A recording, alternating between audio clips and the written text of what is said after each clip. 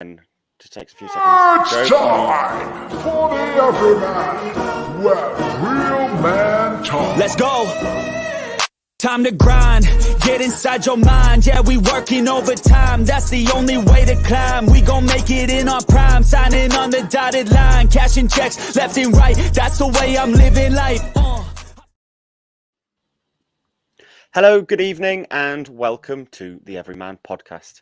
Now, tonight we have a very special guest. We have Caitlin. So, Caitlin's coming on to speak to the boys tonight around all things IVF and fertility. How are you doing tonight, Caitlin? Hello, I'm okay. Thanks for having us. No, we are super happy to have you. I think this is your first podcast, which is super impressive that you're doing this, because it's very brave, especially the first time you do something like this. We've definitely been there as a group of mates where the first time we spoke about our truth or our story, you maybe a little bit like, oh, how's this going to go? But I promise we'll look after you tonight. And you can feel free to rip us and have our life all night as well. So that's absolutely fine. Christian, how are you, mate? You're hiding off camera here. Well, for once, it's actually not purposely. I wasn't actually aware I was going to be on tonight, but this is very true. We're blaming Dino, so I've had to step in last minute and save the day. Not all heroes wear capes, don't worry. All webcams. All webcams, they don't have either of them, you're right. To be fair, I do have a pretty decent setup when I get it set up. I just hardly ever have it set up. But I am doing all right. What about yourself? Yes, good, mate. It just feels like at the minute life's going super fast, and probably just trying to keep ahead of myself a little bit. I feel like if we think we're already in February, and how it feels like yesterday we were celebrating New Year, and before we know it, it'll be the summer, and then before we know it, it'll be Christmas again, and you're thinking, bloody hell, I just wish life would slow down a little bit. But yes, I'm definitely in that. Over. You feel like life flies over, especially now. Just obviously, you've got a young'un, haven't you? So yeah, especially now. I think Christmas was exciting again. I think that's another thing that's like dead different, having that like excitement back, especially since I'm like a pure old man now.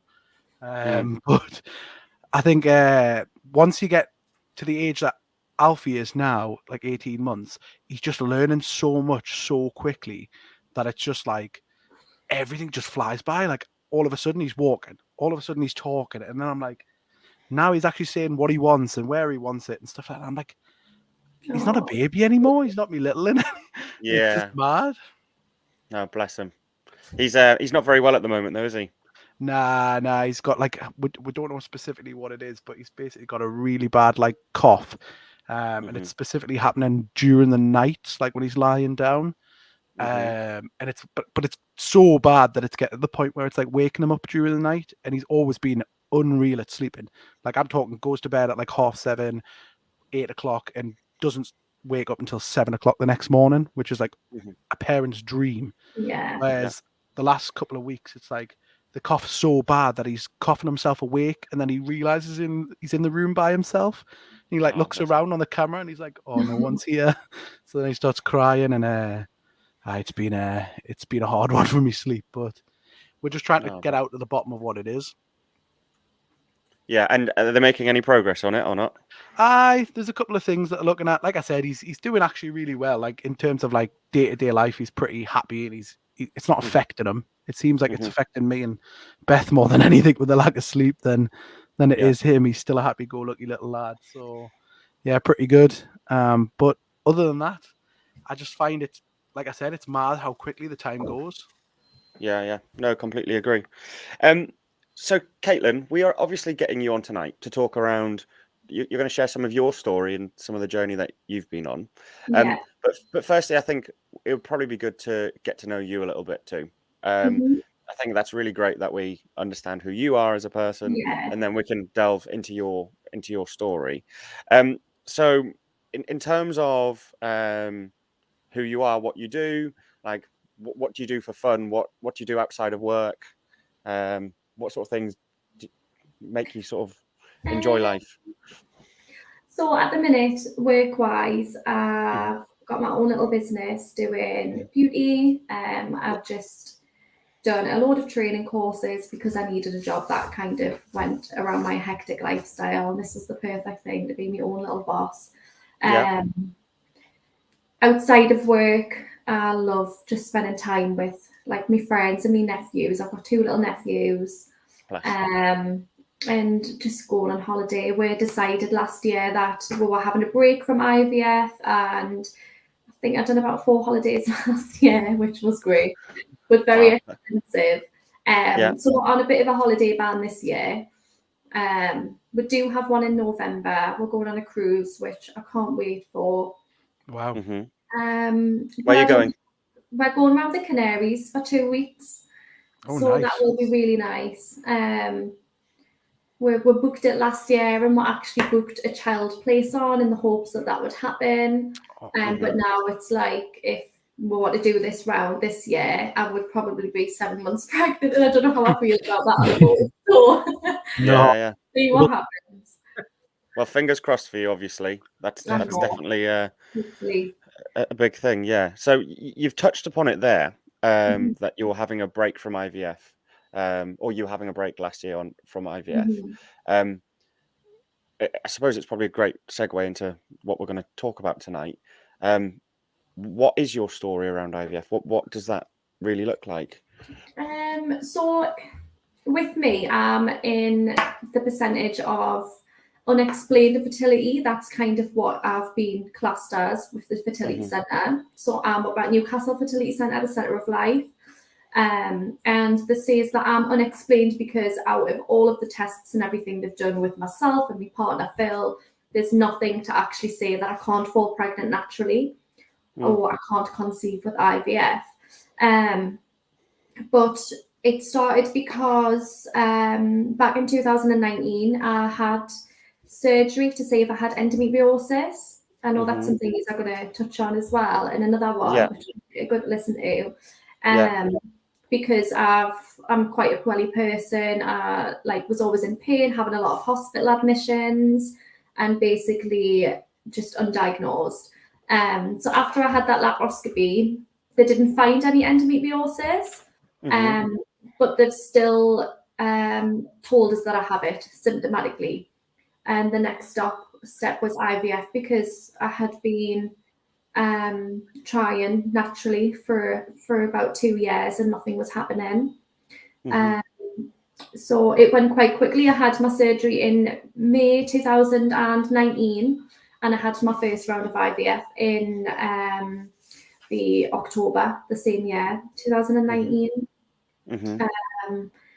which was successful, my first ever round, but sadly miscarried at 11 weeks. Oh God! So yeah, that wasn't great. And I think I kind of almost got obsessed with doing it a little bit, which is why I've ended up having a little bit of a break and almost doing back to back. You don't actually really have to wait. You just have to wait 2 cycles before you can start again. And I was just waiting that and then going straight in. Do you mean 2 period cycles? Yeah, so 2 period cycles, and then you can do it again. So I kind of continuously done that, didn't have another positive, and then COVID hit. And that was obviously had to have a break for COVID. And I've had 7 rounds up to now. Oh God. My last one was, what year? I don't even know. 2024. October 2022 was my last one, and then I decided for me mental health, just me well-being overall, I need to have a break. I mean, you touched on it a little bit, but if you don't mind us asking, so was it just the fact that you'd been trying naturally for a couple of years that made you think, well, maybe is there something wrong with one of us? Because I know a lot of people in similar positions who I know personally who've had that same thought. They'll be trying naturally, they're not using protection, and then it just never comes, and they're kind of you get that self-doubt of, oh, is it me? Pretty much. You know what I mean? Yeah, I think because of my health as well, overall, always in and out of hospital for gynae issues, anything to do with my female organs and stuff like that. I kind of thought there was something wrong with this. And then obviously because I wasn't falling pregnant, and it had been 2 years unprotected, I thought, well, there's got to be something wrong with this. You only have to actually be actively trying for a year before you can speak to your GP about it. And I was referred quite quickly. I didn't expect it to be that quick so from May to October really is quite a good window to get started. But yeah, like I said, they've done every test under the sun and they've said there's nothing wrong with this. So it's just Fingers crossed then. more frustrating though that they're saying there's nothing wrong with it, but I'm still not. I thought that would be the case. I thought like you kind of want an answer, don't you? You want to like, this is why. And when you don't get the this is why, it's kind of like, but what is happening? Why is it not happening? Do you know what I mean? It's really frustrating. And I'm actually at the fertility centre tomorrow to do some routine swabs. And so I was in a couple of weeks ago and I found out that I had a blood clot in my womb. So I literally had a period for 5.5 weeks non-stop, really bad. And it was because I had a blood clot. And I think this is why I'm feeling so tired. I think I've got no iron left in it. I'm just nothing. I'm knackered. But yeah, so I had a blood clot in my womb. I've had to wait for that to come away before I can do anything else. I've got to go tomorrow for some routine swabs, and then I actually heard them say, but I don't know why she hasn't had this done from the beginning, but I'm going to get my tubes tested. So what they'll do is they'll put some dye in them to see if my tubes are blocked, because that can also prevent you from falling pregnant, which is something I should have had 7 rounds ago. And can they do anything to unblock them? They'd flush you out. They would flush your tubes. I actually had a lot of messages on the back of a post I put in the group saying that they had that, and some people fell pregnant after it, which is also frustrating to think, like, imagine that was the issue. It could just be it, yeah. And I've waited all this time, so it's just, I want to kind of get my health on check a little bit before I start. With us having a year off last year, we obviously done all of our holidays, so and I've mentally and physically prepared myself, but my health just declines a little bit, or just something new happens. So I don't want to. I want to start ASAP, but I don't until I know that my body can handle it. Yeah, the time's right and stuff. But then you think, oh, I'm okay to start, and then something happens. So. I'm just fingers crossed that nothing does come up now. Yeah, and I'm good to go. Do you know when you say you want to get your health into a good position before you start? Like, what does that actually mean for you? So mentally, I think I've come quite a long way. I do still have days where I wake up and think like, oh, how am I going to get through today? And a lot of it comes back. Yesterday was a really hard day for me. I had a lot of memories come up on my phone, which was the baby's heartbeat scan and stuff, you know, from the first time that I felt pregnant, and bits of clothing that I had bought, so I did have a bit of a mental health day yesterday. But I'm just having loads of tests at the moment. So as I was touching on previously, they didn't find any endometriosis, but I'm still having constant, hospital or doctor referrals. I ended up in hospital in November for 3 days, really, really ill, and discharged because I didn't know what was wrong with us. So either I do have endometriosis and I just couldn't see it back then and it's got worse, or there's something else, but they won't do another surgery to see if I've got endometriosis because I think it's pointless opening this back up and causing more scarring. So it's just never ended. So we haven't touched on endometriosis yet as a podcast, and it is something that we are going to be talking about with another guest soon, as you said at the start. But for anyone who's listening, what is it? So it's where parts of your endometrium, your tissue, grow outside of that. So in some really severe cases, it's almost like a sticky substance, and it can start to stick your organs and stuff, and it can cause loads of problems. So, for example, it's really debilitating. You can have, I could be okay now, and in 5 minutes I could be on the floor. God. It's like period cramps times like 1,000.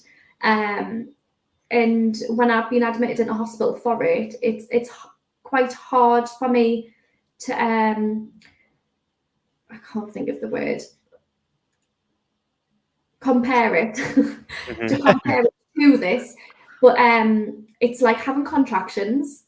Like the pain in itself is like going through childbirth, and it kind of brings back me having a miscarriage again because the pain is that severe all the time. And I get oral morphine prescribed for us very regularly off the doctor because it's that bad. Wow.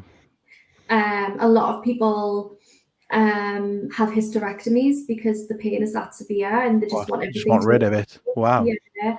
Some people have had children and it's actually flushed a lot of the endometriosis away with having a baby. Some people get it lasered off. But like I said, I haven't actually found any with me, but I am symptomatically diagnosed with endometriosis. Yeah. You've got everything that kind of like points towards that. It's just they can't kind of find it to give the guarantee. It's like it can only be found through laparoscopic surgery, and because I've already had that, I don't want to go back in and do it again. But the issues that I'm having now, so I'm actually getting really, really severe pains like up my bum, which is also associated with endometriosis. So I think that if those pains are getting more severe, then I think that's what's happening. I think the endometriosis is progressing. It's been 4 years now since I've had a look. So, but again, and that has a massive impact on your fertility because it can block everything up. They can find it in your tubes, they can find it in your womb, they can find it everywhere.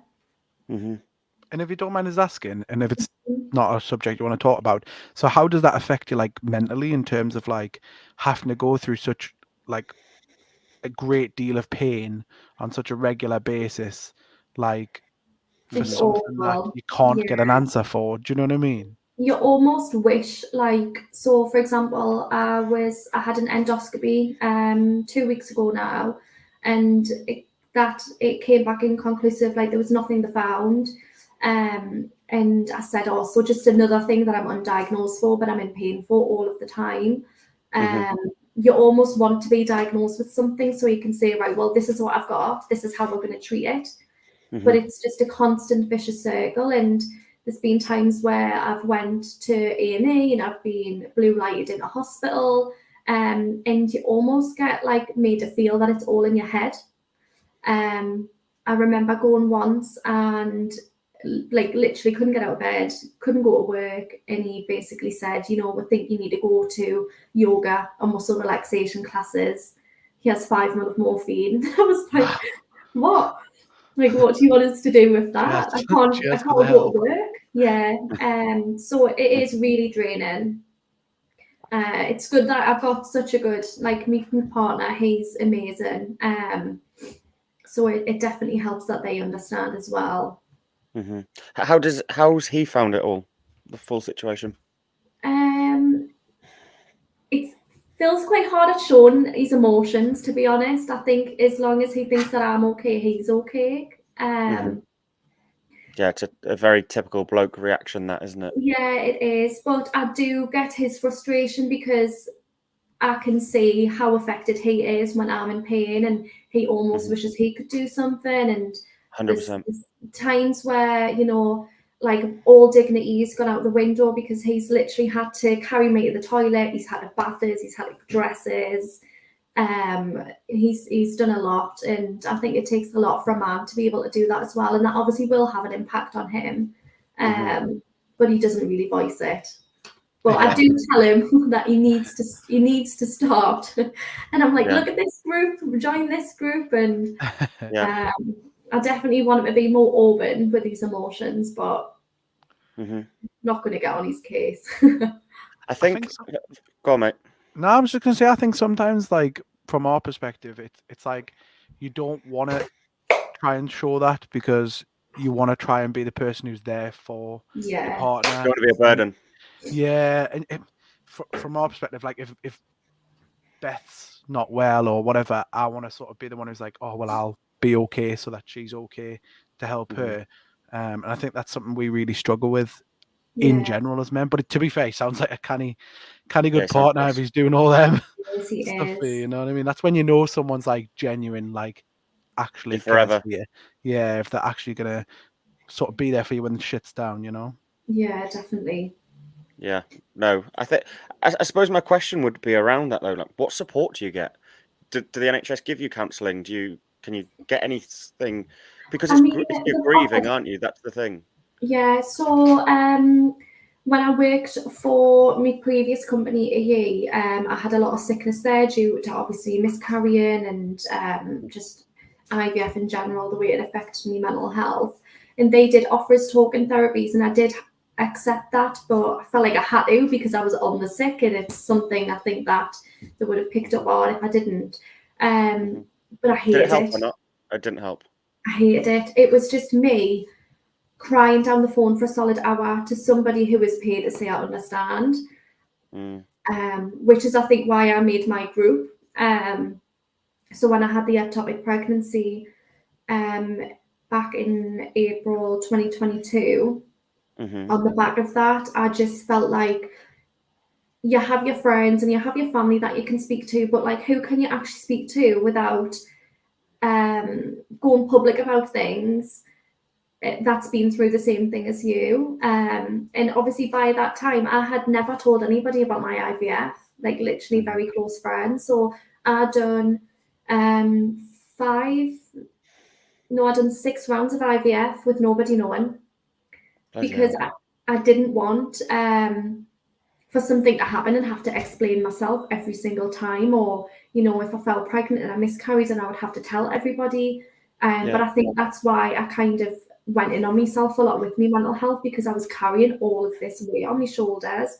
So I created my IVF page and pregnancy loss support page, and it took off. I get people from all over that messages, and then starting to get a lot more followers now who I don't even have on Facebook, who are messaging us for a bit of advice or just to kind of tell us their situation, because like I said, those people are paid to say that I understand, but they don't, like the likelihood of them going through it, I just, it's hard. So so I think when you talk about that, I think that it is such a testament to your character, that because you're still going through it. That's the thing. It's not just that you've been through it, you're still going through it, yet you still want to help others. And I suppose when I think about why we do this podcast, is for the same sort of reason. It's exactly the same reason. Yeah, society doesn't really support us in these types of conversations and with these types of issues, as you say. And I'm definitely not dissing the NHS or any medical professionals, but they only know what they know, and your truth's your truth. So if you've gone through something and someone on the other end of the phone or at an appointment hasn't, that they might know the science behind it, but actually the raw emotion, sometimes you need to be around like-minded people or people who've shared an experience for you to probably feel like, actually, I can get through this. And I'm super impressed with your group, because again, it's another version of what this is. It's a community of people who, whether they've gone through it, going to go through it, or know someone who's gone through it, like, it's a community of people who actually want to help each other. I think just educating people as well. Like, a lot of people still don't know what IVF is, and I think a few years back, everyone used to associate IVF with test tube babies. Do you know what I mean? That was like the saying that you used to hear when you think of IVF, and they don't understand that it is a lot more than just putting an egg in a petri dish and fertilizing it. It honestly is. It's a massive procedure. It is weeks long to do. So it was more to also educate people on that as well. I didn't have a single person that I knew who had went through IVF, and it's just mind-blowing now to know how many people on my Facebook who I've known for years who have actually went through the same thing and probably felt like I did. Like, who have I got to speak to about it? Why do people need to know that I'm having issues falling pregnant? So I think, well, I hope I have helped a lot of people kind of come out of that stigma and talk about it more, because it lifted a massive, it was almost like my own therapy, just getting things down. And sometimes I would be writing and rambling massive paragraphs, and then at the end I would think like, wow, that really helped. Yeah, I think half of the battle of overcoming something or accepting something or dealing with something is actually like owning it. And I think there's no better way to own something than to talk about it. I think whilst, and this doesn't necessarily just relate to this topic, but all sort of health topics, I think if you speak the truth of what it is and the struggles that you're having, it does just give you a different perspective on what it is. Because I think, especially when we're struggling, we get stuck in our own emotions so much and stuck in our own head. And I'm so bad for overthinking stuff. Like if I'm struggling with anything really, my brain just goes like works overtime. And I found just by, as you say, speaking up or reaching out to someone or reading about something, it massively changes my mindset with it. So when you think of the times when you've struggled, like how have you managed to sort of deal with that and come out the other end? I'm not gonna lie, like sometimes I feel like I haven't. Again, getting things down on my page like helped me a lot. There was days where I would just sit and cry, and I think a lot of people as well, like I am a very like happy, bubbly person, and I think everybody was quite shocked to actually like learn what I've been through. But as well, again, Phil, like he's been the absolute rock, bless him, and he's took some shit. Like he's took some dark days off me. And even just like my dog, like it is crazy to think what life was like before her, and she's even got me through some dark times. And there's a few times where I've actually said to Phil, like I honestly don't know, because he works away quite a lot, like I honestly don't know what my mental state would be right now if I didn't just have the dog in the house. Just somebody to sit there who's like still there, doesn't obviously talk or anything to you, but just sits next to you whilst you cry. But I think because I'm so focused on what I want and like becoming a mom and being a mom, it's like all I want in this world. I just know that I have to get out of this little rut and pull myself together before I can do that.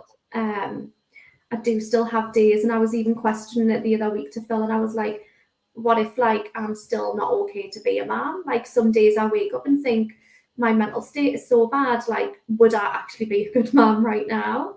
And he was like, of course you will, like agree, like you will. But you do still get yourself in a lot of ruts. Yeah. So you've mentioned that you brought up sort of IVF. So as a group of blokes, so our demographic of listeners is around 50-50 men and women. Yeah. There's going to be 50%, at least 50% will not have a clue what IVF actually is. Yeah. What the process is. I'm one of them. Before doing any research for this pod, I know a little bit now, but before doing research for this pod, I didn't have a Scooby-Doo what it is. Could you explain like what the process is, how it works? Yeah, so obviously getting past the part of your referral and everything like that. Obviously, if you're like northeast based, you'll probably go to the Centre of Life, and you'll undergo a lot of tests, like routine bloods, swabs, ultrasounds, just to make sure that everything inside is as it should be. So for me, it always has been. And then you're put on medication. So what the medication does is it almost puts you in a state of menopause, because it stops all of your cycles, and you actually do get a lot of symptoms associated to the menopause. So the hot flushes, they are the worst thing ever. So even like your mood swings, everything like that. So basically just stopping your period and getting your womb lining thick enough. And then what happens with that is you go in just to make sure everything's okay. and so if you're doing a fresh round, sorry, I'm getting a bit lost because I haven't done a fresh round for ages. So basically part of it is that you have to go in to the hospital and you're not like sedated, but you're kind of like halfway there, and they'll basically go inside with a big needle through a speculum, almost like having a smear, and they'll suck your eggs out. So the needle will go in and it'll suck the eggs through out your ovaries. Bloody hell. Sounds very intrusive. Yeah, it was always going to be, but to a bloke where we don't have any of this. Yeah, after all of your medication and stuff, on a fresh round, you get your eggs out, and then your eggs are taken away, and Phil has to go and do his little sample, which he hates. The magazine. We spoke about the magazine before. Oh God, he was like, "Well, I'm not using them. The amount of hands that have been on them." So obviously he has to go through his tests and stuff to make sure that his sperm count's okay. And then the eggs are put into a little dish and fertilized with his sample. So roughly I've had about 9 eggs and 6 of them are fertilized, which is really good. Some people get 1, some people get none. Which, you know, waiting for that phone call to see if any of your eggs have survived is horrendous. To wait for that. And then you wait 5 days. You've got to wait 5 days to see if your eggs survive. And then you go in and again, like having a smear, you get the speculum and your eggs are inserted through a catheter into your womb. And then you have to wait 2 weeks for a pregnancy test. Wow. And is that like a scary thought to have to wait? Like the process up from like it being inserted to like taking a pregnancy test, is it kind of like I can imagine that's a very nerve-wracking, like hard time for your mental health kind of thing. It's awful because you just look for any little sign. So I actually have had a chemical pregnancy. So what that is it's a miscarriage before around about 5 weeks. But also a chemical pregnancy could be like a false negative, a false positive, where there's just enough HCG from the embryo failing in your like your wee or your bloods that it pops up and tells you that you're pregnant, but you're not. So I tested on day 13 because I just couldn't wait any longer, and I got a positive, and it was negative the next day. And I spent like over £100 on pregnancy tests. Just waiting for that next positive, and I'll never do that again. I'll never do it early. I would rather just wait the extra day now. But that was torture to me. That's horrible. Yeah, that was awful. So I'm just, part of this is like I'm really excited to get going again, but then like even talking about it now, I'm thinking, oh God, what if this happens? Because this is a fresh round. Your fresh rounds are always the best. What does that mean? Like fresh eggs? Yeah. So the fresh, the other eggs get frozen. And they're still viable, but obviously they're not as good as your fresh ones. So we started to put 2 eggs back now, which is obviously risk of twins, multiple pregnancies.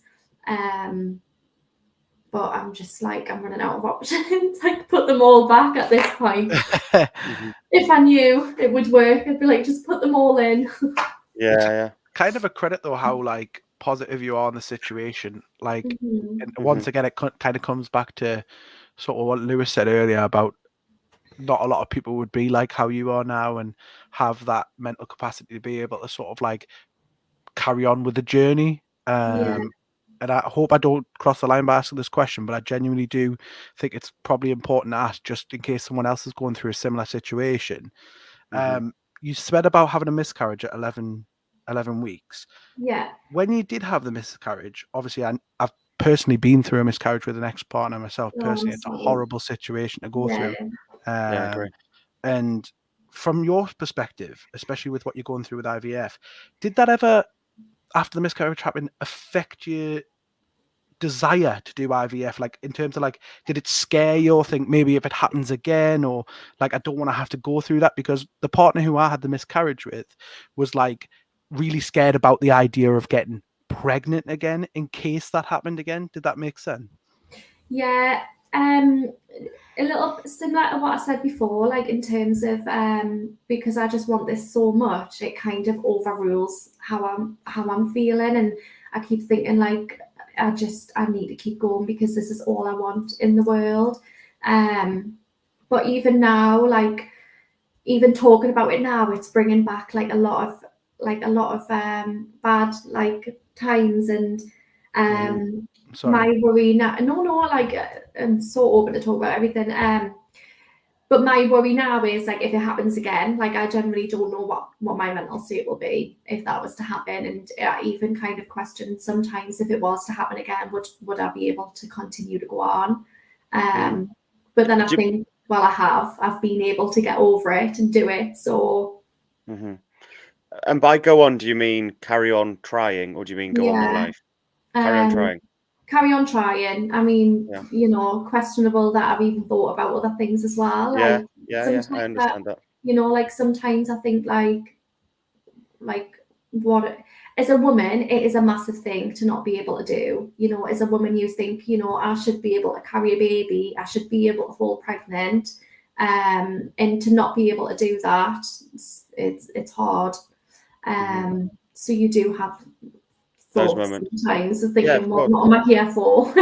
And sometimes I have to remind myself that like I do have a good life, and I've started to kind of realize now that if me and Phil didn't, if we don't get the chance to be mum and dad, like we have a really good life together, you know, and there's a lot of other things we can do. We can go traveling, and I know that if it's not something I can make possible, that I'm still going to have him there.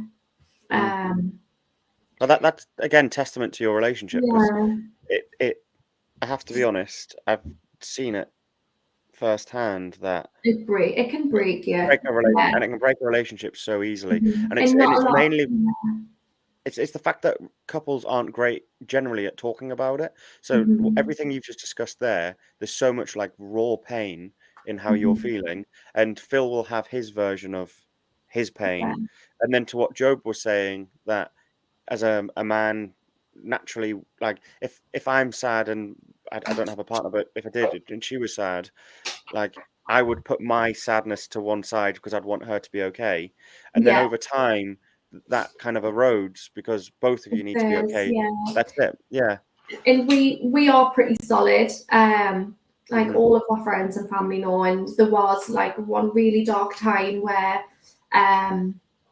we did have that breakdown in communication, you know, and I was kind of always, you know, well, I'm depressed, you know, I'm down. And then it kind of hit home when he also said that he was. And that's probably the first time in nearly 9 years together that I thought like, oh my God, this could literally make or break us. But we got through it, and it was because I literally had to sit down and say like, you need to talk about your emotions, like you need to tell us how you're feeling. And I feel bad for you almost feel bad for feeling so depressed yourself, because you feel as though you're mirroring that on your partner, and they are just seeing you so depressed that that's how they have to feel now. So you do, I think, to get through it, you have to talk. You can't just shut your emotions down. And I really hope that you know, even men take away from that. It is just what us women want. It's ways to just talk, literally. It really does help. So you're saying you don't know if you could do more. Like, I presume you guys have had the conversation. Is there a limit? Is it we get to 10, that's it? Like, are you on those sorts of thoughts?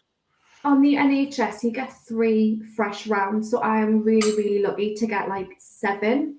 So I've done 2 fresh rounds. And I've got 7 rounds out of that, if that makes sense. So I get 2. So you get 3 egg retrievals. Okay. So I've had my eggs retrieved twice, and I've got 7 rounds out of the amount of eggs that I've had. That makes sense. Yeah. So I've got 1 more egg retrieval left on the NHS. So if I was to get 6 eggs again, then I would probably do another 3 rounds, because I would put 2 back at a time. And then if that doesn't work, then IVF is over, unless we saved a lot of money. It's a fortune, isn't it? It can cost anywhere between about £4,000 to £10,000. What? Yeah. And that's not guaranteed it works either. So Well, it's like, exactly. I think for me, because if I do get to that point, I just wouldn't spend the money. You know, like I've gone through all of this. I could spend that money on, you know, more different happiness. making memories with Yeah, your partner, we especially could since go you've got each other. traveling. We could, I just. Whereas I know a girl who I got introduced to because I wanted to find somebody who also went through IVF, and she's been amazing with me. And she had her little boy, her first ever round of IVF. She got 2 eggs and she had a little boy. And then she paid to get her second egg put in, and she had a little girl. So some people's stories are amazing, and I do think it is a lot to do with luck, but it also questions the fact that they're saying there's nothing wrong with us, so why is it not working? It's really frustrating. So would you need the tubes test first to see if there is any blockages before you will actually do any of the IVF again? Yeah, well, like I was saying before, this is something they should have done years ago, because as you're going through all of your tests anyways at the fertility centre, they don't just say, right, okay, you've been trying for this long, we'll just put you straight on IVF. They do tests to see why you're not actually conceiving naturally. And obviously from the tests that they've done, they couldn't see any reason why I wasn't. But they never done a dye test on my tubes, which I'm now thinking, what if I have got blocked tubes? Yeah, because would that not piss you off? Because it's like, well, I've just done two fresh rounds. It's not even that though; it's the mental strain as well, isn't it? Yeah, I found a letter to say that there was something wrong with my uterus. It was dated February 2022, and basically they said that I had a partially septated uterus, which means that I had a dip in my uterus, so almost like a triangle going down. And miscarriage rate in general is between 12 and 25%. Wow. Yeah, that's the miscarriage rate. And the miscarriage rate for having this type of uterus is 25 to 47%. Wow. So obviously finding this letter, never ever been told face to face that I have this type of uterus. I'll get on the phone, and I'm like, you need to do tests. Why have I never been told this? Which is why I was at the hospital a couple of weeks ago, and they said that I don't have it. They don't know why it's been put on the letter. And I was like, that has literally tortured me for weeks. Like, I've literally been up at night crying, thinking that's why I'm not falling pregnant, because he's wrote that on a letter. So huge miscommunication. And that's how they found the blood clot, because I was getting that many tests to see if I had this type of uterus. So I feel as though it's not straightforward. There's just loads of little things that keep coming up and are questionable. But the blood clot's away, get my swabs tomorrow, and I've got a big IVF review on the 5th of March. So I'll speak to them and hopefully get a date when I can start again. Yeah. Do you know when, again, this is another personal question, but apologies if not, is adopting on your cards? Like, do you think about adopting, or do you think about a surrogate? Like, do you think about, because I think that's where my head would go, I think. Yeah. Adoption, I know it's not as straightforward, and your family life, and even people who, your family's a massive part of your adoption thing as well. And I think it's awful, but I just don't think I would pass the adoption things. But also we have spoke about it, and I don't have anything against him for thinking it, but I think Phil massively wouldn't want to do it. I think it's maybe harder for a man to accept that, this basically, this is a child that we're going to get, and we need to love this child. And if that was, I would want a baby. I don't think I could physically do it with a child who was older. but honestly, hats off to anybody who does it. I really, really admire them. I would love to if I knew that I would get a solid yes. But it is a really, really hard thing to actually get to do. It's not easy at all to get into adoption. In terms of surrogacy, someone actually offered to be a surrogate for us, one of my family members, which was amazing. And I asked and they said no. The fertility centre said no, because apparently there's nothing wrong with us. There's nothing wrong with my womb. They wouldn't offer surrogacy. And I said, I've had 7 rounds. There's clearly something wrong with us. Why wouldn't you allow us to try another avenue? But apparently I'm not allowed. Wow, that was amazing for someone to offer to do that for you as well, though. Yeah.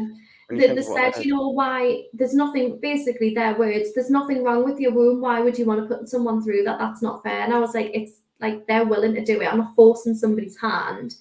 But again, surrogacy, there's no surrogacy laws in the UK. You could, someone could carry your baby and then they could say, well, I want to keep that baby. That you don't have anything in writing at the courts to say anything. So yeah, that would be a massive concern, wouldn't it? Yeah.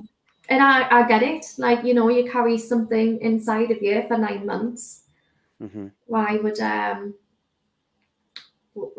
want to give that away? I personally could never do it. I really couldn't. But I think that's because of what I've went through. But I will definitely, if I have a baby, I will donate my eggs to the fertility centre to help more women. Definitely.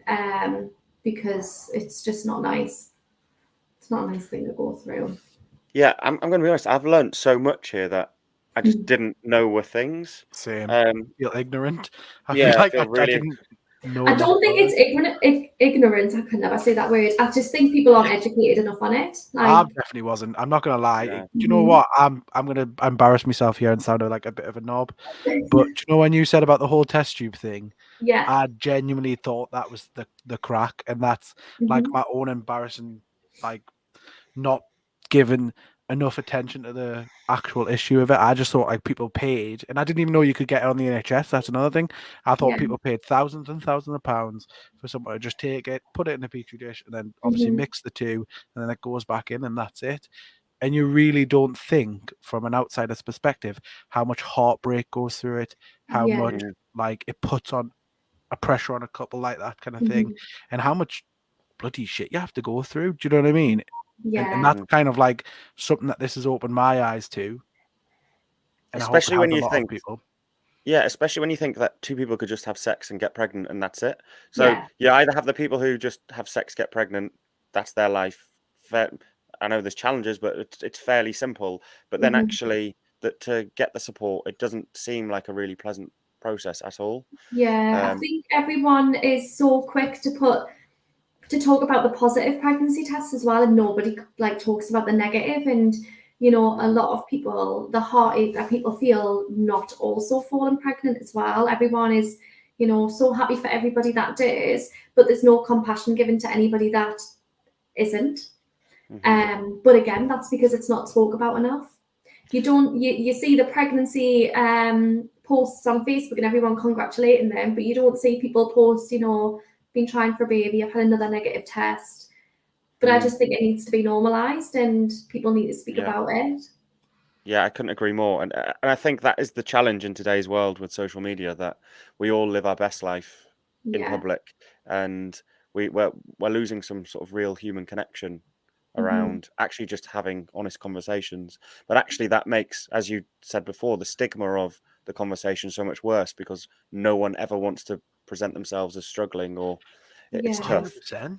I think Instagram does that as well a lot. Instagram's awful for like everyone's life looks perfect, and it really affects my mental health. I know that for certain when I see like, oh, someone's been to this many holidays and they're traveling around the world and they're doing this and they're doing that, and they never Caitlin last year. This is your fault. But no, it really does affect you, because you think like, I'm sat here, I work my arse off, like I'm really struggling mentally, like I can't seem to feel good about myself ever. And there's these people with just like 6-packs constantly and they're traveling around the world, and it's like, well, what am I doing wrong in life? But it's not. You just don't get to see their shit that they're going through. They're probably going through just as much crap as we are. But because Instagram doesn't paint that picture, you assume that's their whole life.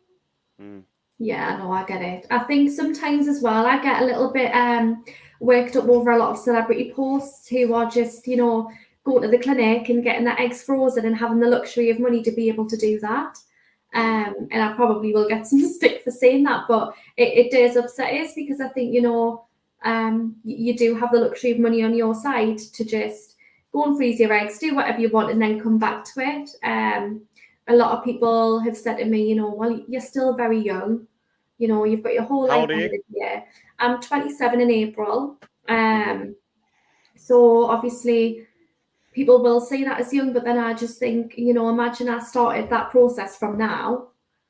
The older you get, you know, the less eggs and stuff you produce. So I knew that I wanted to be a mum at, like, I'm not saying like a very young age, but when me and Phil got together, I knew very quickly that, you know, this is who I wanted a family with, and I wouldn't want to do it with anybody else. And why wait? You know, we're moved in quite quickly together. We've got a good life, got a good job, so why not? But obviously touching on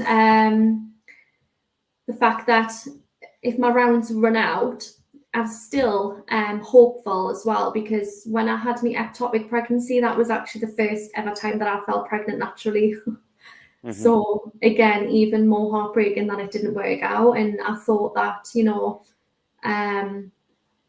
even though it didn't work out, I still know that I can get pregnant naturally. It's just not working, and we need to get to the bottom of why. But I just feel like they're not really interested in finding out why. It's a yes or no. Yeah. Yeah, it does feel like a lot. We've spoke about this as a general thing about sort of medical care in the UK, where they have like a really rigid process that everyone goes through that rigid process, and it's just yes, no, yes, no, yes, no, yes, no, like that's it. Where to give someone true like personal health care, it needs to be, well, hang on, let's actually investigate this. Let's actually understand why. Because I think if you go to the doctors or the hospital and seek medical attention and you still leave that place not understanding why, then for me, that's a failed healthcare system. We should be able to understand why. Okay, you don't need to be a doctor or a scientist to the degree where you understand everything behind it, but enough where you leave going, okay, at least I understand. I know what it is now, and that's it. But that happens across so many things, especially mental health. We all get into, I don't know if you've ever been to the doctors around your mental health. I have before, and it's very much like they try to push you down medication so quickly. So I've never had any medication for my mental health. I don't intend to, and nothing against anyone who does. Oh, I have. For me, yeah, I've had plenty. Yeah, nothing against anyone who does, and that's again all choice, because there is a potential chemical imbalance and all those sorts of things, and it can plug some gaps. I get it, but for me, it's about, let me actually speak to someone. Let me actually talk about what I'm struggling with, to the point where, like, it's not just someone agreeing on the end of the phone, like we've said before. It's, let me talk to someone who's actually an expert in what I'm struggling with, not someone who's a one size fits all, just take some antidepressants or whatever and see you later. But we need to improve that for people to actually feel and become better, because today's world, it's just set up so much for us all to fail. Yeah, I was pretty similar when I got myself in a really dark place. 2022 was one of the worst years for me mentally. And they tried to push sertraline on us. And for me, I think that I didn't take it because me taking that was me diagnosed as clinically depressed.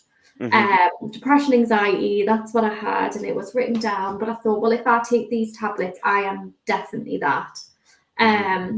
And honestly, it is my page that kind of got us through it, because I started getting everything down. And the first step is literally just ringing up and saying, this is how I feel. But I think they did obviously offer us talking therapies, but I had tried that, and again, it was just someone on the other end of the phone just listening to you cry.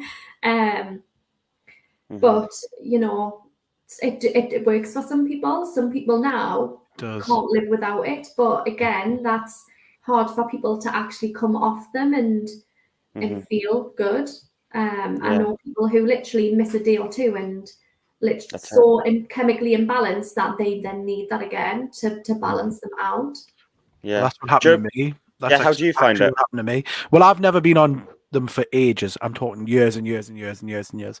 But when I first ever got my whole mental health sort of problems when I was really young, the first thing I was given was diazepam, which is actually not given anymore because it was turned out as like highly addictive, like really addictive, like a full on. It gets abused now, doesn't it, as a prescription? Yeah. And I'll be honest with you, it really did help. It did help. It did a lot, but it is kind of like a tranquilizer. So for me, I wasn't me. I was okay to the point where I didn't want to do anything to harm myself or anything, but I equally wasn't the same person, if that makes sense. I was a dulled version of myself, and I found it really hard to come off that. And that's kind of why the main reason I stopped taking them is because I thought, well, look, if I depend on these, I'm going to go my whole life on something where if the government just randomly say, right, we're taking that away from you, what am I going to do at that point? Like, I'm no further forward with actually solving the problem. I'm just masking the problem with these drugs. Yeah. And like you said, some people do have that and accept that, and it helps them. And I wouldn't say don't do it, because with me, mental health, kind of, it's funny what you said about like the talking therapy didn't work for me, because I've been in talking therapy since I was 16, and it's what keeps me going. And it's like, but that's what I'm saying. Everyone's different. There's no one, and I think a lot of people, and what Lou was kind of getting at before, is everything's always, it's a one size fits all. You should have talking therapy, and that's the answer. Because this person exactly, and it's not the answer, because everyone's going through different stuff. There's a different reason why they're feeling the way they're feeling, and giving the same solution for a different problem doesn't help. Yeah, agreed. It's about finding what works for you. And I think the more people we have on this pod, and why we have people of different problems and different health issues and all that kind of stuff, is because we want to be able to be as eclectic as possible to sort of say, look, you might not be going through this or this, you've tried this and this didn't help you, but here's someone who's going through a similar thing who found this helped. So people have more understanding of what helps out there. Because I think that's another thing that's not spread enough. People think, oh, there's talking therapy or there's drugs. That's it. There's two answers. And realistically, there's not. There's so many different things that people can get. The problem is we just don't get told enough about them. It's not. It should be pushed. They should say, this is what we can do for you. This is what we can do for you. But instead, people have to chase it. Like, you have to find out from someone else to say, like, oh, why was my doctor never offered me to do this type of thing?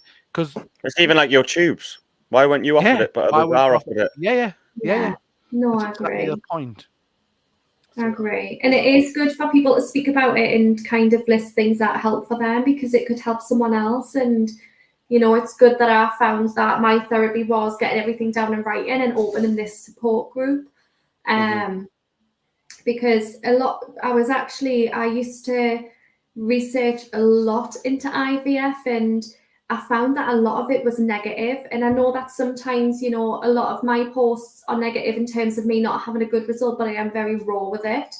And a lot of it was American. I feel as though IVF in America is quite big. Whereas in the UK, I couldn't find anything in the UK, like any pages at all. It was all American.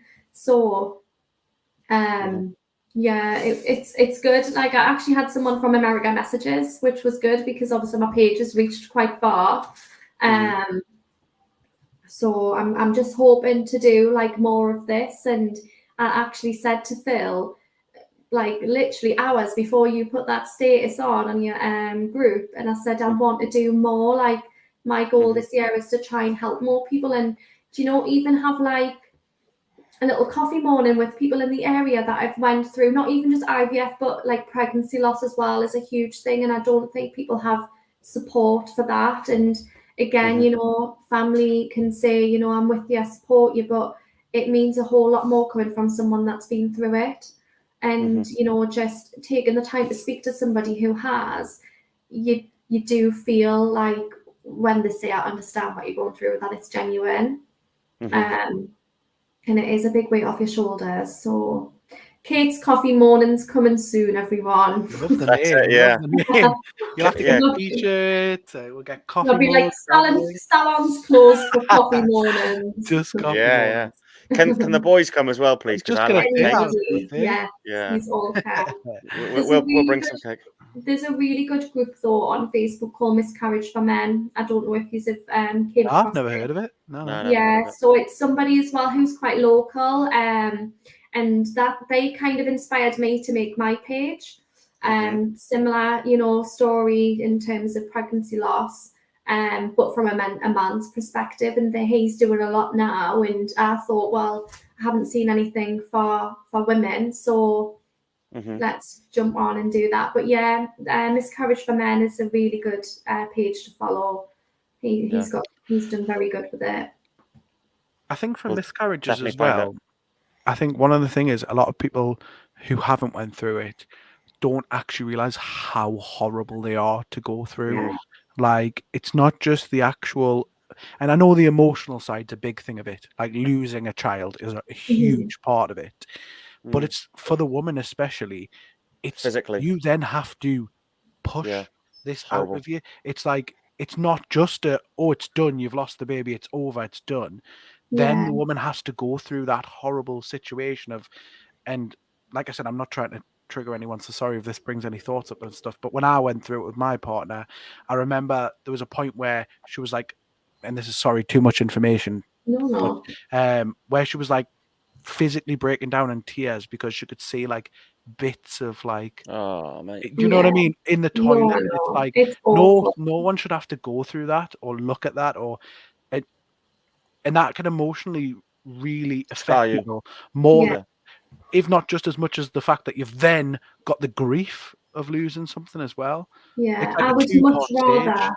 Yeah, like I would much rather my round fail than go through that again. 100%. Get the negative test, or get over it. It's happened before. But I got palmed off quite a bit when I had my ectopic because I was sent away as just a miscarriage, and they think that I was maybe having a multiple pregnancy. So for me, being late on my period is a normal thing. But I just knew I was 6 days late on my period, and I was walking the dog with Phil, and I said, I think I'm pregnant. And I was. Like, that was the first time in my life that I ever thought that I was. And a week later, I started bleeding. So I literally had that 1 week period of feeling on top of the world. And, you know, like, this is natural. It's going to happen. It's going to be successful. And then the bleeding comes. And he was working away, and I went to hospital, and I was like, it could just be spotting. It could be implantation. And the hospital tried to send us home. And the nurse who was there, she was actually quite shocked on how clued up I was, because I was like, no, you need to do this. You need to do my bloods. You need to see where my HCG is at. If it's not where it needs to be, then I'm having a miscarriage. And just refused to leave the hospital until they'd done my bloods. And then I had to come back 2 days later for more bloods. Phil was home at this point because I was getting heavier and heavier bleeding. And an hour into my appointment that I should have had, there was no record of us attending the hospital. There was no record of us me speaking to a doctor, to the point where I was on the floor and I couldn't move. And I got sent home again for it to pass. Had an internal scan. They said, you know, there's no heartbeat. We can see all the tissue. Sent us home. 2 days later, I get another phone call, and they ask us to go back in, and they also find an egg in my tube that was 3 centimeters. Anything past about 3.5 centimeters can rupture your tubes, which can be really massive. So I had to go in for like emergency surgery that morning and get my right tube taken out. Bloody hell. So yeah, but fun fact, if you have an ectopic and Wow, you what a lose- change up that was, by the way. I love the segment. You're a natural. You should be on this all the time. You know what I mean? if you have an ectopic pregnancy, don't worry. Yeah. But basically, if you lose one of your tubes, your it will move over to the ovary to collect the egg. So you've got two, but the other one will compensate and it will move to collect from either ovary Wow, to get that's the clever. eggs. Yeah, That's I really didn't know clever. that. Yeah. So It's also a little bit creepy, though, doesn't it? That seems a bit weird, yeah, doesn't it? you I might think it's think that all- like that's the end, you know, me Yeah. chances, because I literally sobbed and said, you know, I feel like my chances are getting slimmer and slimmer of becoming a mom. And then I found it was actually a TikTok of a nurse describing it, and she said it moves over to collect the egg. So Wow, like it knows which ovary's got an egg in, and it'll move. that is so clever. Yeah, it's so good. Yeah, women are way better than us, I have to be honest. Yeah. I think- We Like are. the things you go through compared to us is just, it's not even comparable. Do you know what? It's honestly crazy. Like, Yeah. have you been on one of their machines before, Lou? The little electric ones that are like Show you pulsating. what the pump's like. My, I'm This telling is you. like the I app love on people to Director do thing. that. Oh no, Lou, they are. We should have got one for tonight, shouldn't we? Oh, definitely. mate, no, I'm telling you now, you've seen nothing like it. Like you think it's bad, and I think, oh, I've got a kind of big pain threshold. Like I'd be sound. Nah, and like the fact that happens very often. It's not just like this happens once a year or twice a year. No, this happens once a month.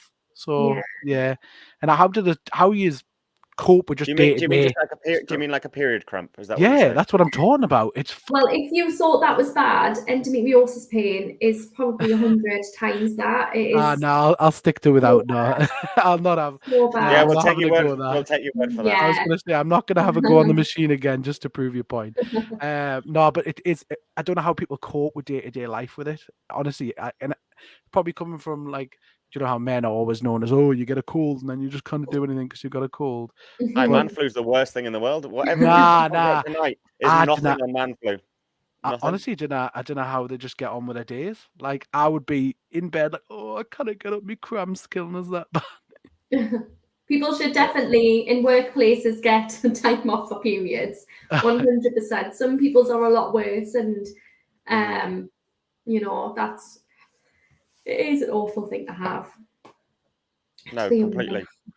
So when we think of your next phase, and you touched on it a little bit actually. So obviously we now understand your story, which is, thank you so much for sharing. Like genuinely, it's definitely been eye-opening for me, where I didn't know all of this happened, and I feel really ignorant. So yeah, massively take my proverbial hat off to say well done for coming out and speaking. I think it's great. But when you now think about like the next year, 2 years, and you say you want to do more, you want to help more. Yeah. What isn't available for people? Like what can we do more? Like whether it's with our friends, society, whatever that is, what should or could we be doing more to help people? I think just talking about it, you know, I'm just really hoping that my page takes off more to even just educate people, and it'll be good for it to reach, you know, more people so they can read up about it, because some people might think that I'm just on there to kind of talk about me, but it is also a great conversation opener to your friends and stuff to say, you know, I've seen this girl, she's been going through this, and, you know, this is me. So I want to do a lot more like speaking about it, definitely, because like you have said, you haven't heard a lot, and you know we can't reach everybody. And the more platforms and the more followers that you get, yeah, the more people you can help, the more people I can help.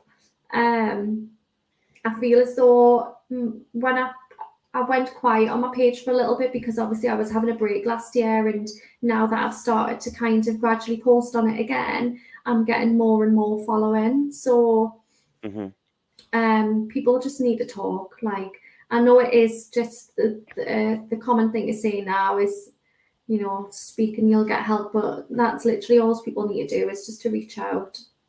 And is there places where people can go to find out good information? Obviously, your page is one of them, which is great. But is there places where you've read in the past and went, actually, this is a place where I now know what's going on? Yeah, so the Ectopic Society was a really good page that I followed. They do a really nice memorial thing where you can they do like a tulip garden every now and then, and you can submit your baby's name, or even just the surname and the date, and they'll put it in a little memorial for you. For Lewis as well, the charity. They're a really good one for pregnancy loss, and they're brilliant. There's actually a fun day which will be amazing for some people to go to on the 27th of April at the Blue Flames. And I came across this page, this fundraiser page of this girl who lost her son. He was full term, and I think he died a few weeks old.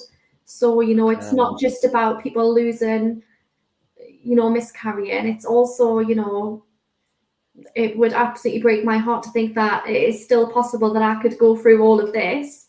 Is this the one? Yeah. So, they're raising money for Lewis.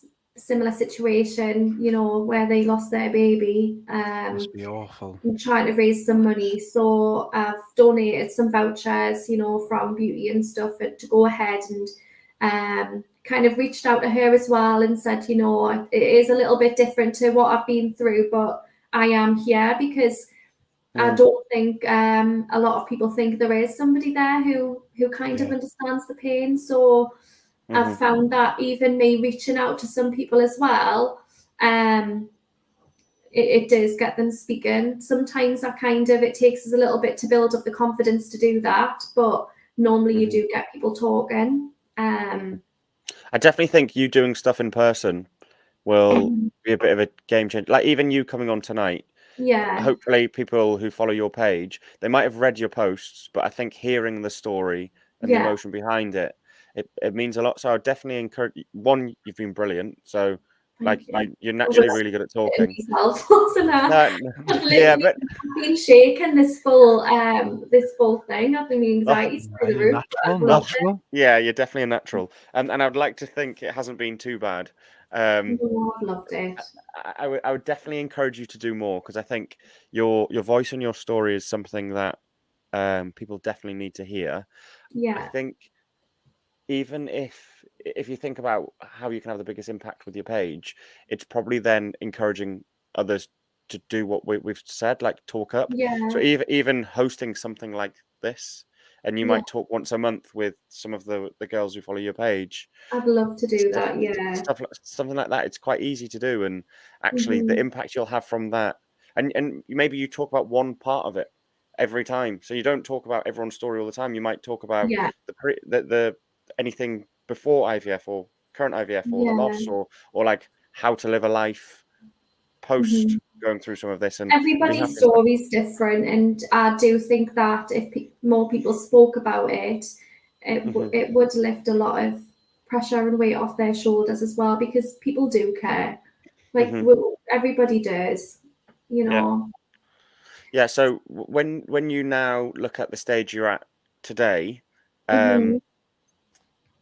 what do you think for the page, for example? Like what do you want to achieve in the next 12 months? Like if you had to say 2 or 3 things that you want to happen, like what would they be? And I think one of them should be an in-person thing. Yeah, I would obviously have to find the ways around it, but honestly, like I've even been thinking of, there's a few community centres in the area and doing a couple of drop-in days and getting some flyers out of the community, because again, I was shocked at how many people I actually knew who messaged us, and I would hope that some people would even just show up for a cup of tea to talk about their journeys. And it isn't all about the loss side of it as well, and it not working. It's hearing people's positive stories as well. I see so many people in the fertility centre who have obviously had positive rounds of IVF, and it would be nice to also speak to those people to kind of get a bit of positivity out of it. Definitely. So definitely, maybe have a couple of little coffee days with people. I would love that. And maybe one day have my own little podcast with That's just it. people telling their stories, Yeah. and I did. hopefully my Yeah, next one will be me where I have got a baby and I'll be like my prize trophy here, showing it on the We Everyman. absolutely pray. We pray to God that happens. Yeah, Honestly, definitely. I think no one deserves it more. So that's Thank you. definitely a thing. I did say to you when we were messaging before this, actually, one of our friends of the podcast who came on and we spoke and I know you watched his podcast that he came on ours. Yeah. I think it'd be really great for you guys to have a chat because he comes at it very much from a male's perspective, and I think there's probably a lot of things you guys would be able to talk about because he knows it just like you know it, which would be cool. So yeah. I'm sure we can put you guys in touch, which would be great. Thank you. And I think We if you did need any watch support, it was good. Yeah, he's really good. I think if you ever need any support in terms of like, if you want help starting a podcast up or anything like that, just reach out. Certainly. Yeah, like great. I said, Nice you've got a massive story, and to be honest, it's not just the story; it's your life, isn't it? You know what I mean? It's like something you actually live, and it's a thing that a lot of other women and men, partners and stuff go through, and I think it helps a lot of people. So yeah, definitely from that perspective, we're here for you. Support at any time, and if you need anything from us, certainly that's the crack. One thing I wanted to ask, just in terms of like from a different perspective, just from you, just to get to know Caitlin a little bit, what is one fun thing, like it could be a talent or something that someone wouldn't know about you? I hope you can juggle. You know what I mean? Say juggle or something, or like sing. A juggle, or you could be like the next Mariah Carey or what? Like how? So this is really embarrassing, but this is how. Love it. How Ellen? All right. Oh my God, Phil is gonna probably finish me today. So when I was little meaning like primary school, I started singing in front of my best friend's family, and they're like, "Oh, you're really good. You're really good. Sign us up for Britain's Got Talent." No. Right, so here's little me, like bearing in mind, like I probably look like this. I mean, I got bullied quite a bit in primary school, and so I was just really like anxious about it. But anyways, I go to where was it? City Hall or something in the town. No, it was at the assembly. Do you know the assembly rooms in Newcastle? Yeah. So I went there for the audition. Didn't have any music. Didn't have anything, and I just stood in the middle of the room, and they're like, "So what are you going to sing?" And I was like, I don't know, Amy Winehouse, Valerie. I actually sang that song because that was one of my favorites. It's always been one of my favorite songs. And I didn't get some or not. Basically didn't bring my ID. Couldn't get through the next stage because they didn't know who I was. But they didn't reject you for the singing though. They were like, yeah, the singing's good. Yeah, but like imagine turning up to an audition with like no backing music, and I'm like, I'm just gonna do a cappella. I back myself. Thinking like proper pitch perfect vibes, but obviously not that good. Can you still sing now or not? Talent. That was just a completely embarrassing story about myself. I love it. That's cool. Can you still sing? Karaoke. Fair. Because Job's really good at singing. Oh, no. Job is really good at singing, genuinely. He's played at Leeds Fest. Dying cat. I sound like dying cat. I was in a band, but to be honest, I've never been a singer. He's taught utter rubbish. Right? No, he can really sing, I promise. No, he's taught utter rubbish. On my life, Job can sing. I'm a guitarist. Well, I'm not anymore. I'm a failed bald musician. A fat failed bald musician. Like most failed musicians, lost my hair, got a shed ton of weight, and just sit and never play guitar anymore, and just envy me guitars in the corner. Well, my best friend in high school, I wanted to kind of stay with her after we left school, and she signed up to do music at Newcastle College, so I did. Again, turned up, you had literally auditioned for college for music. No music, just me singing Rihanna, like not a fucking clue. And So anyways, we were together, and then they literally put you in a band, and I'm not even joking, like this reminds me of what I was put in with, like a group of like rock band players, and they wanted us to write my own music and everything, and it was like full on like emo screamo, and I was like, I need to leave, and Do I you want a left. fun fact? Yeah. I went to Newcastle College and did music. Yeah. In a you rock got in band. my band. I was that kid with the emo hair who did Were I didn't you? do rock. No, I didn't do Yeah, rock. I was like, I just left one day, and I thought, I You're can't just do not this. coming I'm back. sorry, Yeah. like I love you, but I can't stay in college with you for this. Yeah, There was I two though. don't There was a have that in my locker. performing one, and then there was like a theory one. So like the performing one was very like, it was very like, oh, everyone Intense. writes their own music and forms bands, and like I said, you would completely hit the nail on the head. They would put like the goths with like just someone who's totally sings pop music. It's like, why is the goth like paired up with? There was other goths. Just put them with the other goths. I Do you was know what I like mean? sitting in the corner of the room, like pretending to write this screamo song, and it's just like loads of like it's all over the paper. Literally, and they were like, "So what have you got?" And I was like, "No, I'm going. I've got nothing." Sang Amy Winehouse in the end over just Yeah, like chugs of seriously. guitar. Can you turn Amy Winehouse into some screamo or something? However, Lewis, that's you now. It's got to be. Right, well, I was Danny in Greece in primary school. We actually, Yeah. we don't have the hair for that, like. So Not now, I don't. Hang on, fucking Baldy there, giving it big un, is he? Yeah, I was Danny in Greece, but I can't sing that, and I was in the school choir in primary school as well, and yeah, I feel like puberty did me really bad for my singing or limited singing ability. I also was in a Westlife tribute band when I was 10 yeah.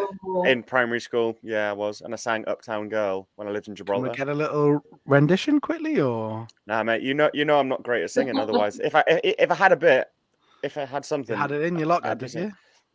Yeah, if I had even a tiny bit, I would sing. I am not scared. Sing constantly. I'm not scared. I just You're a can't shower sing. singer now. Yeah, a shower singer, or if I play the music loud enough, singer. So if the music's louder than I'm To singing, jam yourself out. yeah, Have and then you you ever had kind it of when it trick yourself drops? that you're a good singer, don't you? When the music drops though, and you're still belting it, and then it's like the music.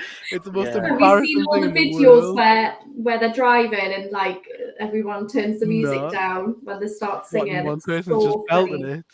Yeah. That gives me Step Brother vibes when they're like, ha ha ha ha. Yes, it is. That's It so gives me that. funny.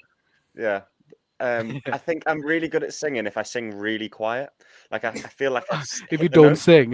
Just Yeah, humming. like yeah. But if do you know when you actually try to give it beans a bit, I don't feel like I've got that. That's a The tone confidence just thing, goes. though. No, it's a confidence thing because when people are afraid Oh, to I think it's actually, a sound thing. no, trust us. When people are afraid to actually just belt, they end up doing like a crap version of it, and it's like if you actually just let it go, the note go, The song. your chord would actually, your vocal cords would I haven't like got Let It Go actually me get to a either. point. I'm not going to get too far into it, but yeah, most people can actually sing to somewhat level, which is why you can be trained to be somewhat. Can anyone sing? Do we think? Like with lessons, can anyone? Anyone learn to can sing to a mediocre level. To a mediocre level. Anyone can be taught how to hold a pitch, like how to hit a certain note. That's easy enough. But someone's voice, you have to be, in my opinion, you have to be naturally gifted with a good voice, because a lot of people have very nasally voices or like just don't But what do sound you think of Ed good, just Sheeran don't though? have the accents for it. But Ed Sheeran sounded crap when he started, and now he sounds unbelievable.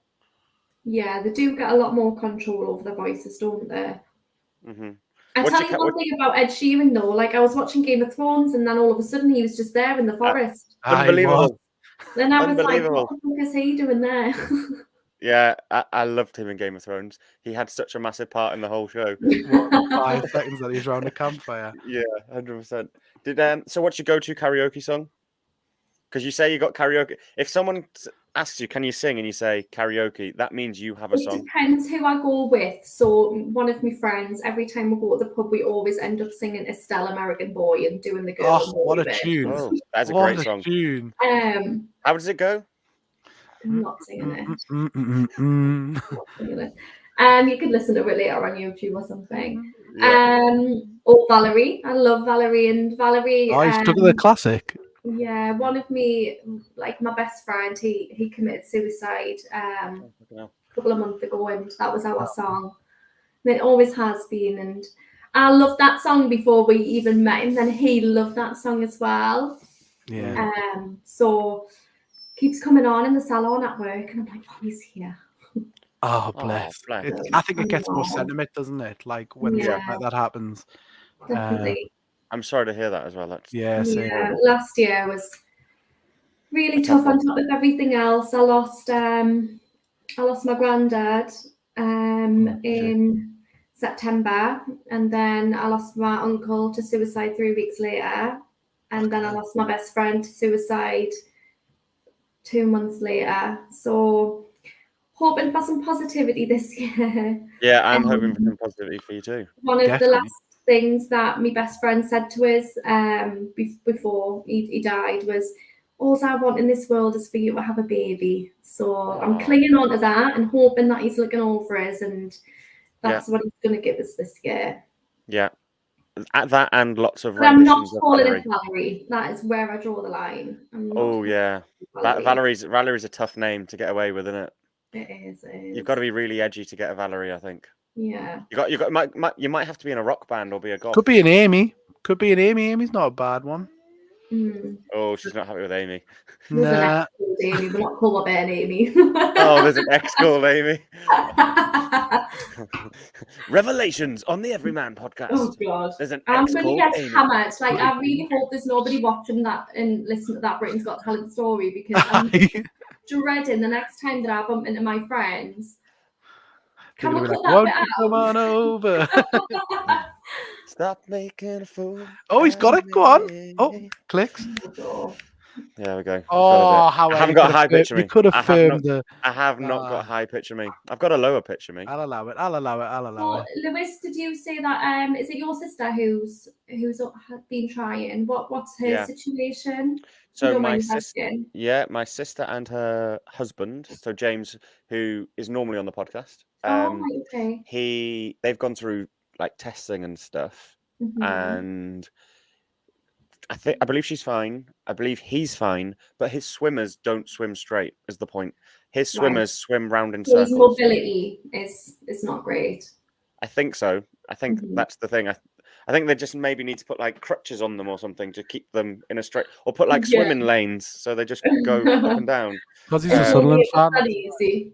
Yeah, well, yeah, he's a Sunderland fan as well. So it makes sense, doesn't it? They're all backwards. The thing is, though, there's another. So you've got IVF, where you mix them into the same dish, and then you've got ICSI, where you'll get a sample, and they'll go into that sample, and they'll take the best sperm out, and they'll inject it into the eggs. So I don't know if they are eligible for IVF, but if ever went down that route, or they're not. I don't know. Oh, you don't know. So be. Not everybody is. That's starting to change. How can you not be eligible? So basically, if you have free IVF. So if you've got a child to a previous relationship, then you're not eligible for IVF for free, because there's nothing wrong with you, pretty much. It's only just starting to change for same-sex couples now. They're starting to refer same-sex couples on the NHS, but again, they would think, well, there's nothing wrong with you. You could literally go and get, a man's sperm, or impregnate your friend. There's nothing wrong with you, so that's why you would have to pay. But that's a good show. If he's got mobility issues with his sperm, then ICSI could be. They could go in. Even insemination, they could go in and they could pick the best sperm out, and they could do insemination, or they could do ICSI, because it picks the highest quality sperm, because they wanted to do that with us, because Phil's first sample was quite low. But then it was absolutely fine. But yeah, I'm sure there's ways around it for them. Yeah, and they're still really young as well. Because I guarantee, like, until you ask these questions as well, they will just try and give you anything. They'll give you that, as we say before, they'll give you the Mhm. straight answer of Yeah. yes, no, instead of actually what do you need as a person Mhm. or as a There's couple to help. there's questions that now I'm still noting down from speaking to other people, because even 7 rounds in, there's still things that I'm finding out from other people that they haven't told me. Which is a massive part of we are I mean, I was on a hen do a couple of weeks ago and I did have a little drink, but Phil's done completely dry Jan. He's still sober from New Year, and I'm now fully sober. Because anything that you do now will affect your reproductive system in 3 months' time. Right. Okay. I never knew that. Just I didn't little know that. things. Just little things like that I'm still finding out, but they don't tell you anything like that. It's just right, this is the medication that you take, this is what we're going to do, and let's see what happens. Yeah, I think there's so much that we don't know, and it's maybe how do we where's the place to go? Should there be just an FAQ, 100 questions or 50 questions, whatever, and it's just really simple answer, this is what it is. But yeah, I'm very conscious that Job has just said he has to drop. I know. It's Which been a long time. yeah, which is no, but I'm going to be honest, it's been amazing, and I think this is a topic that we will definitely speak about again. We would obviously love to have you back on, and I think if there's anything at all we can obviously help with the stuff you're doing, we'd be more than happy to come along to any sort of in-person events and stuff. It's always that good would fun be lovely. Yeah, it would definitely be good to kind of have a catch up maybe in a couple of months' time and see where I'm some at. good news. Yeah, that would be amazing. Yeah, that'd be if we could get amazing. some good news. Yeah, I agree, I'll just be standing here with my bump. Please, God, just please. one of those tube tops, just with a I'm bump. Phil, I hope you know that I am going to wear body dresses every single day with my bump. every day with the bump. That is it. No, every day. Well, Caitlin, it has genuinely been a real pleasure, and thank you so much for coming on. Thank you. It's been so nice. Even just speaking to men about it, it's been so understanding. Yeah, it's been different. I hope I've educated you a bit. A lot. You definitely have. Definitely have. And I hope we haven't come across as silly or stupid. Oh, no, honestly. I'm glad we've done this because I've wanted to kind of be as raw as possible. And it's good to have questions, from yourselves who literally are clueless, because I probably wouldn't end up speaking about half the stuff that we did. So yeah, no, that's it. Completely. Okay, well, thank you very much to all who listened live. As we know, and as we say every week, it goes out properly next week on Spotify, Apple Podcasts, Amazon Music. So yeah, thank you very much. If you don't already, please follow the Everyman podcast, and we will catch you next week. Thank you very much, guys. Thank you. Bye. Cheers.